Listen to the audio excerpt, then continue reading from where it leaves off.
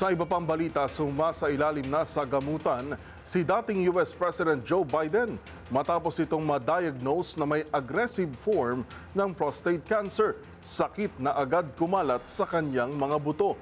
Nagpaabot naman ng mensahe si kasalukuyang US President Donald Trump kaugnay na malungkot na revelasyon ng kampo ni Biden. Kung ano yan, alamin sa report ni James Galange. Nakitaan ng isang aggressive form ng prostate cancer si dating US President Joe Biden na kasalukuyang kumakalat na sa kanyang buto ayon sa ulat na inilabas ng kanyang opisina nitong umaga. Yan ay matapos makaranas ng mga sintomas sa pag-ihi at isang hormone-sensitive na kondisyon kaya't kinakailangan umano ng masusing atensyong medikal. Kasalukuyang isinailalim na sa iba't ibang treatment options ang dating Pangulo para malaman ang kabuang diagnosis nito.